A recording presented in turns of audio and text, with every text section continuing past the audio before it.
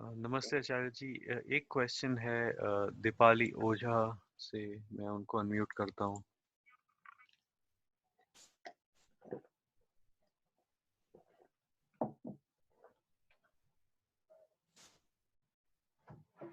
Uh, if Ishwar does everything, then why does crime occur? Acharya ji, question is, if this world is Ishwar's design, if Ishwar is doing everything, then why does crime occur? Yeah. Very good question. This bothers everybody, even to me also. And this question has come in the past also.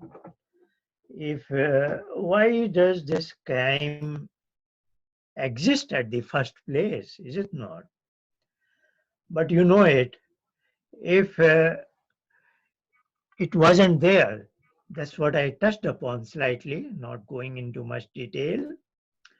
I touched upon that if the crime, even the possibility of crime was not there, if the possibility of doing unrighteous act was not there, there was only one possibility, the dharma, the righteous conduct, then we would also be an animal, is it not?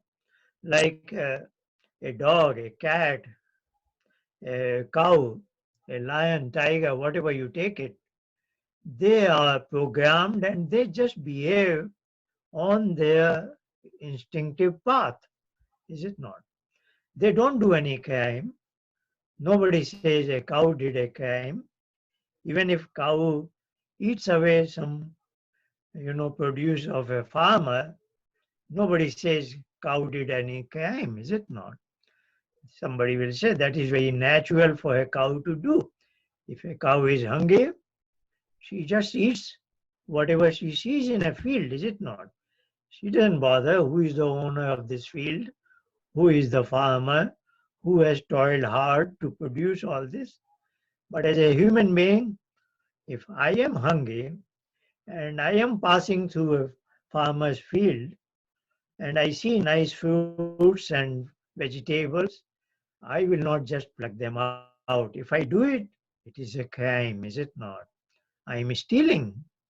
So, somebody's action is not, same action is not crime, but a human being doing the same thing is a crime because that possibility is there because I have the freedom.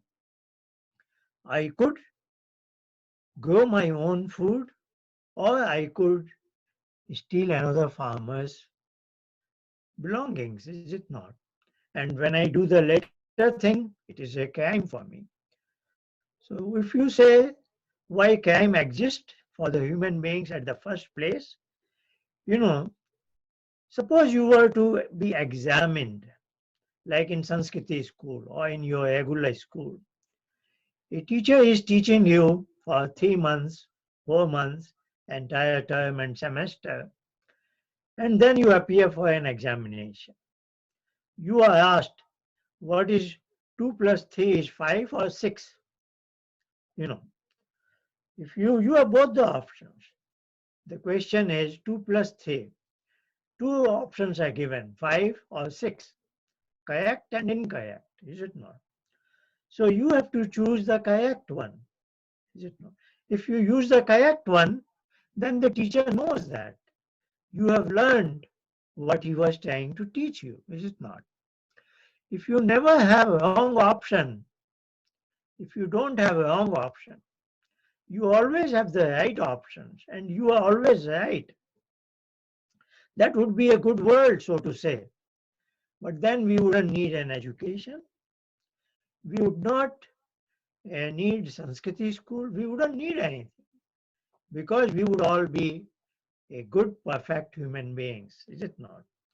But that same thing applies to then we would be another animal. But you can ask another question now. What is the harm in that? If we all were good human beings, but there is some design there. The design is there that we want to all look for some sort of a thing I am now digressing slightly, but that is a very intrinsic desire in all the human beings. That is called some kind of happiness. We all are seeking some kind of happiness. So Ishwar's design is that he has that infinite ocean of that happiness. But he says, I want to give it to only those human beings who qualify in a particular test. So this is his way of examination, is it not? So what does he do? He says, wherever I stand, he gives me two choices, the good as well as bad. And then he is always testing me. Do I go for the right choice or for the wrong choice? Do I am I steadfast on good deeds, even if it is hard to do that? Or I am going to fall into temptations. Falling into temptations is the crime, basically. So is he luring us? Is he kind of giving us baits? You fall? No, he's not doing that. He's not doing that. But there is an option. And his inner voice is always there guiding us. Go to the righteous path. But this is the only way to check it. You know, if the temptations was not there at all, if the possibility of doing a crime was not there at all, how would he examine us? How would your teacher examine you? If he doesn't give both the options, 2 plus 3 is 5 as well as 6. If he just gave you the option 2 plus 3 is 5, then all children get 100 out of 100. Then how does he know whom to teach algebra now? Is it not? If you have not learned this much of arithmetic, you don't know how to add two simple numbers, how can he teach you algebra then? So your growth and development requires you to go through certain ladders, one level. So that's what we have discussed today. As a default, he makes me a devta, mother and father. But then he wants me to go further up.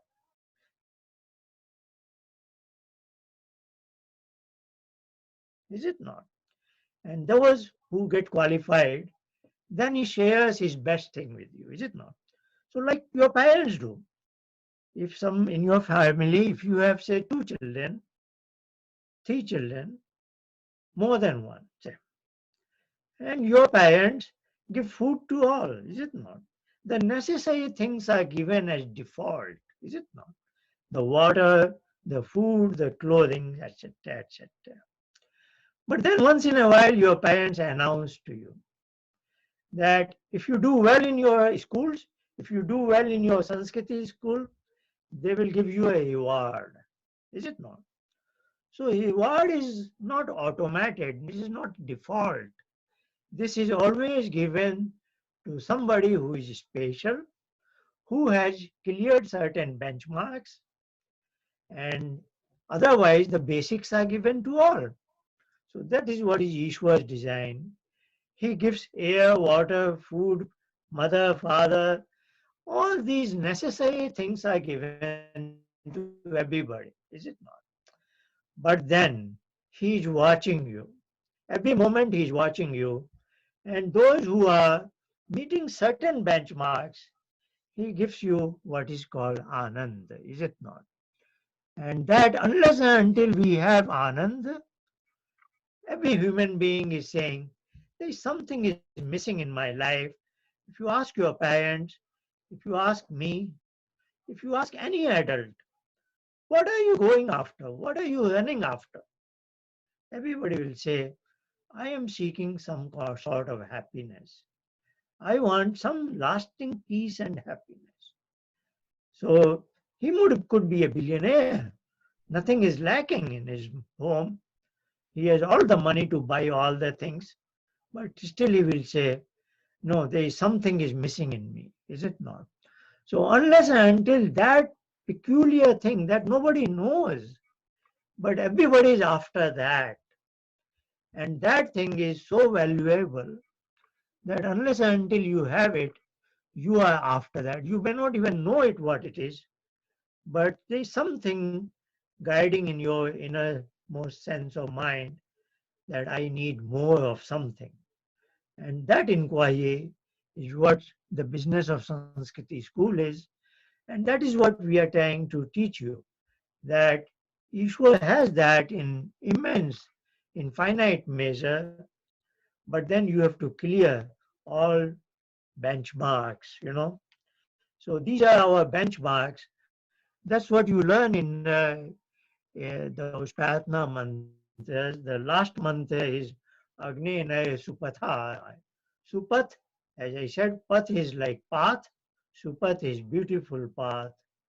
You are my guide. That's why I call you Agni, the light. You take me to the Supat. And there has to be another wrong path. Otherwise, why is there a right path? If there is no wrong path, there will be no right path, is it not? So there is always a right path and wrong path. So I am asking him to propel me, to push me in the right on the right path, is it not? Take me away from the crime. Take me away from the criminal tendencies. Give me the inner strength to overcome those temptations, which kind of attack sometimes as quick gains, is it not? So your parents also like to educate you. Ishwar is also educating you.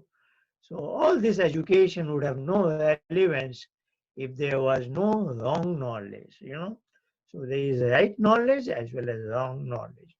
For the very fact that we must graduate and overcome the temptations towards the wrong path, wrong knowledge, wrong tendencies.